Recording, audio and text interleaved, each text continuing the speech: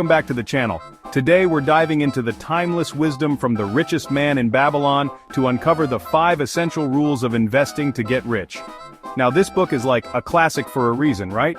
It lays out these simple but powerful principles that, honestly, are just as relevant today as they were like centuries ago. So if you're ready to unlock the secrets to building wealth and securing your financial future, then buckle up, because we're about to break down these 5 rules in a way that's easy to understand and even easier to apply to your own life. Let's do this. Alright, so rule number 1 is all about starting thy purse to fattening. Sounds kinda weird, right? But basically it just means paying yourself first. Look, before you even think about spending money on anything else, take at least 10% of everything you earn and put it aside.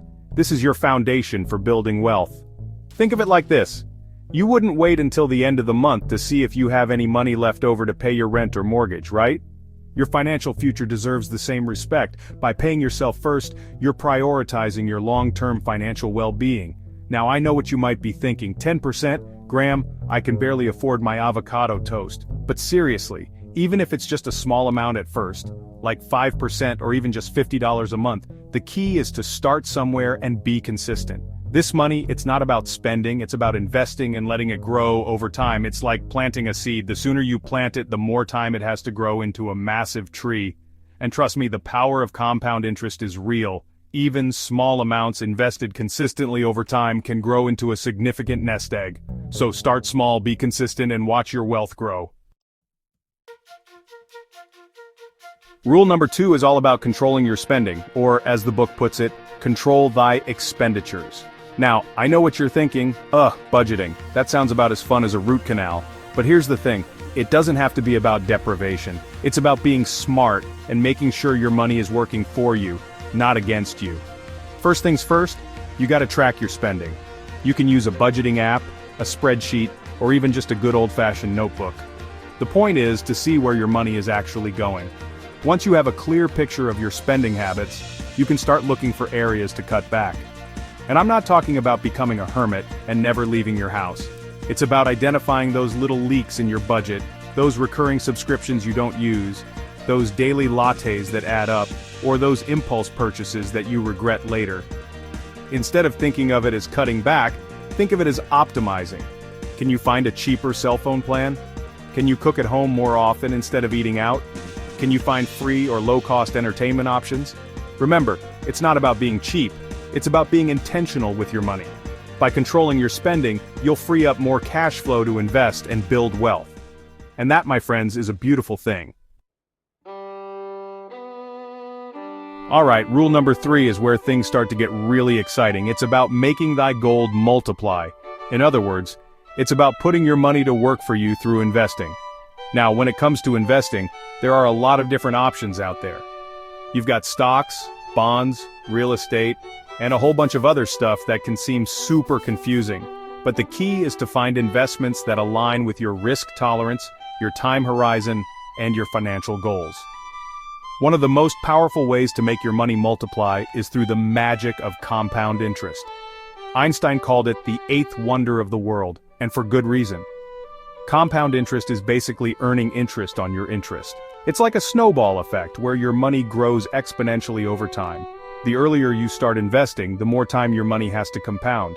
Even if you can only invest a small amount each month, the power of compound interest can turn those small contributions into a significant sum over time.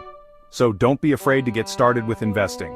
Do your research, start small, and gradually increase your investments as your income grows. Remember, the goal is to put your money to work for you so you can build wealth and achieve your financial goals. Rule number 4 is all about protecting your hard-earned money. The book calls it guarding thy treasures from loss. And look, this is super important because, let's be real, investing does come with some level of risk. But here's the thing. Investing is not about gambling. It's not about trying to get rich quick or chasing the latest hot stock tip. It's about making calculated decisions based on your financial goals and risk tolerance. One of the best ways to guard your treasures from loss is to diversify your investments. Don't put all your eggs in one basket. Instead, spread your money across different asset classes like stocks, bonds, and real estate.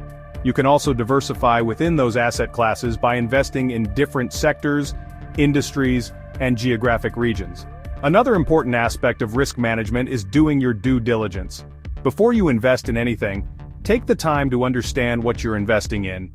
Read the fine print, research the company or property, and don't be afraid to ask questions. Remember, investing involves risk, but by diversifying your portfolio and doing your research, you can minimize your risk and protect your hard-earned money. Alright, rule number 5 is one that's near and dear to my heart. Make of thy dwelling a profitable investment. Now, this doesn't necessarily mean you need to go out and buy a mansion tomorrow. It's about recognizing the value of owning your own home and turning it into an asset that can appreciate in value over time. Owning a home can be a great investment for a number of reasons. First of all, it provides you with a place to live, which means you're not throwing money away on rent every month, and let's be real, rent is just paying someone else's mortgage. Second, real estate tends to appreciate in value over time. Sure, there might be ups and downs in the market, but historically real estate has been a solid long-term investment. As you pay down your mortgage, you're building equity in your home, which is like putting money in the bank. Plus, there are tax advantages to owning a home, such as deducting mortgage interest and property taxes. And let's not forget the pride of ownership that comes with having a place to call your own. You can customize it to your liking, paint the walls whatever color you want, and even adopt a pet without having to ask your landlord for permission. So, if you're thinking about investing, don't overlook the power of real estate. It can be a great way to build wealth, save money on rent, and achieve financial security. There you have it, the 5 rules of investing to get rich inspired by the richest man in Babylon. These principles are all about building a solid financial foundation, making smart decisions with your money, and putting your money to work for you. Remember, building wealth is a marathon, not a sprint. It takes time, discipline, and a little bit of know-how. But trust me, it's totally achievable if you're willing to put in the effort.